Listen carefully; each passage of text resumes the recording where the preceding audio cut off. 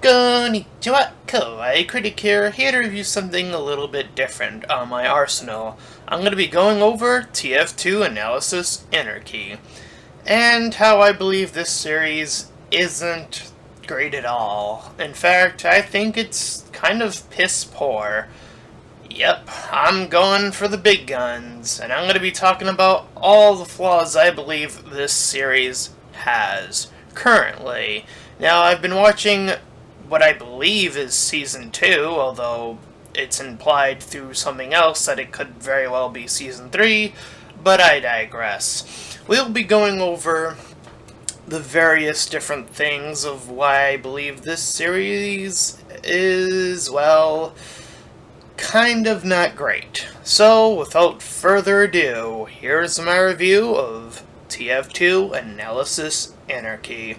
So, the basic premise is that a bunch of Brony analysts are split into two teams, red and blue, and go through a bunch of goofy antics. And if that story sounds very not well thought out and very poor, then yes, I agree.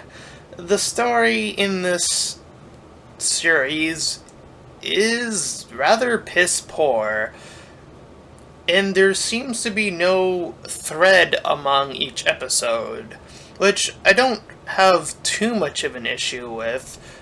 Kind of, because the series, as far as what I've seen, seems to try to attempt to thread things together. So, was there supposed to be a bigger story at play? Because there definitely seems like it at times, but in other episodes that completely gets thrown out the window. So what is the story of TF2 Analysis Anarchy? Was there supposed to be a bigger bad threat? Because they implied it to be someone in this panel, or this little picture here. You could probably see him to the far right. I believe Dusty Cat was supposed to be portrayed as the mega villain of the show, but again, they just kind of throw that out the window after like an episode or two. So when it comes down straight to it, it almost seems like this entire thing is just a bunch of skits that are just completely randomized, which throws story completely out the window. And that's not the only issue I have. As you can see, there's quite an array of characters on this poster, which means there's a lot of characters to cover throughout the series. And from what I've seen, it definitely feels like some characters get more play than others.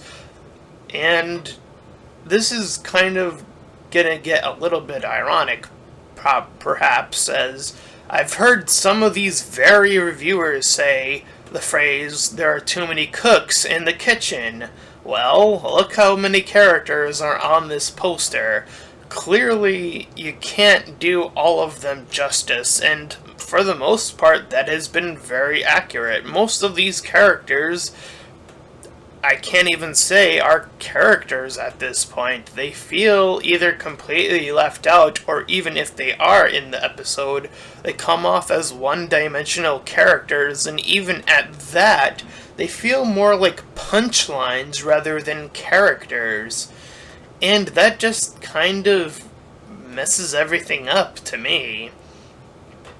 So, in a weird way, this team of analysts, who've, again, some of which have complained about too many cooks in the kitchen, I would want to look a little bit closer to what you've been creating if you're gonna complain about it. So, yeah, Anyways, there's supposed to be this whole comedic aspect, so let's talk about the comedy. It's not great. It's very, again, piss poor. A very common theme among this series. So, in most of the episodes, if not all of them, I recall never laughing once at any of the attempts made at jokes. And here's the reason why. I just mentioned it. as most of the characters already as themselves are made to be the punchlines. But there's no setup. There's no sense of where this joke is supposed to be coming from. It's just, oh, you are this thing. That is the punchline, but there's no setup to the punchline, which makes the joke completely fall flat. And it happens almost every single time, if not, well, every single time. And really, it just comes down to going back to what I said about the characters. The characters aren't established well enough to make any of the jokes work. And if the jokes aren't around them, they are around other things like other shows or other possible memes or something along those lines. And again, that's not going to work if your characters aren't built well enough to make the joke work.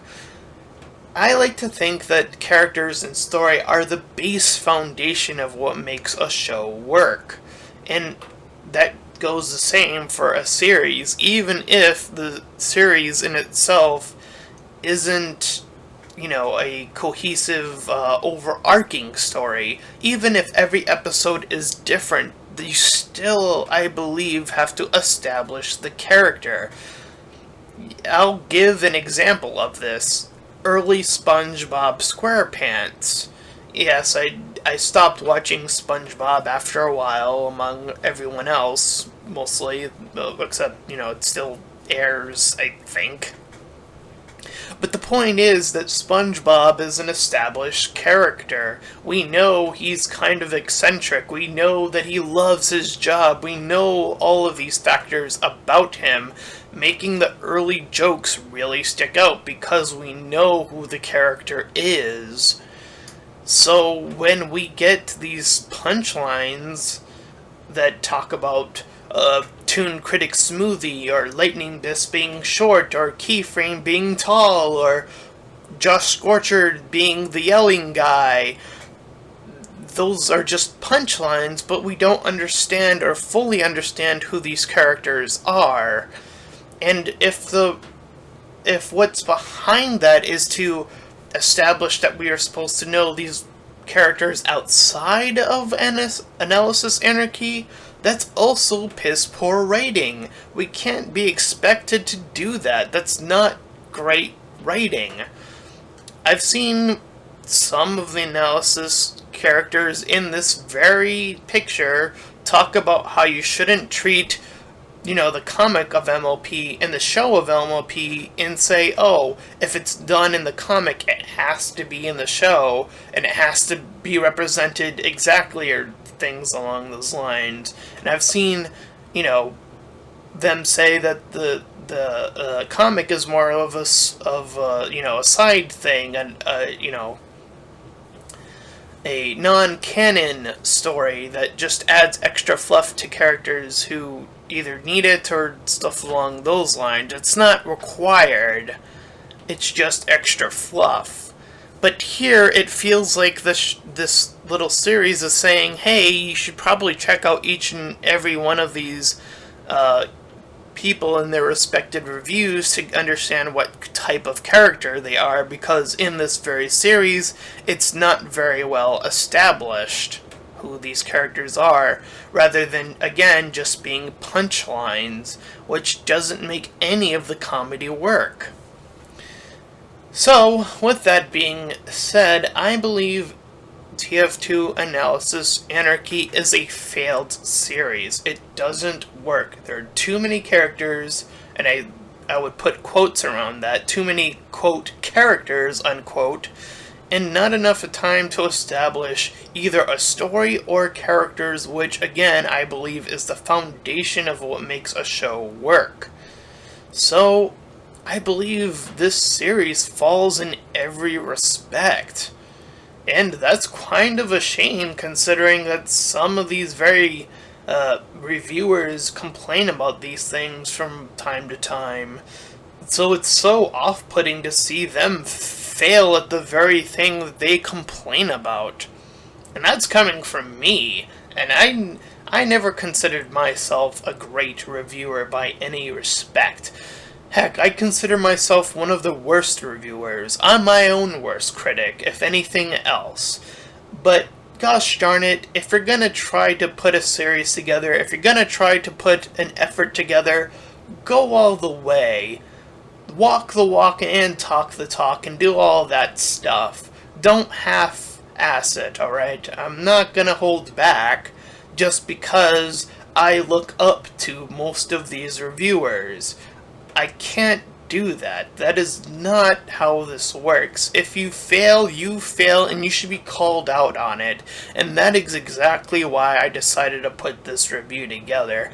This needed to be called out when this series first did its first season, because it wasn't that much greater. If anything, it's kind of always been the same thing.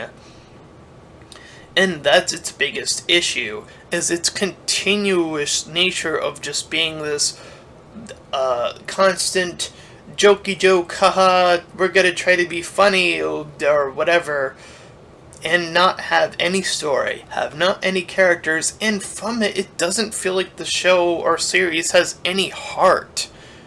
And that just kind of is a shame. I kind of want to say these characters, the people behind them, should kind of be ashamed that this was the product that they were able to put out. It's not good. It is not a good series. And that's saying something.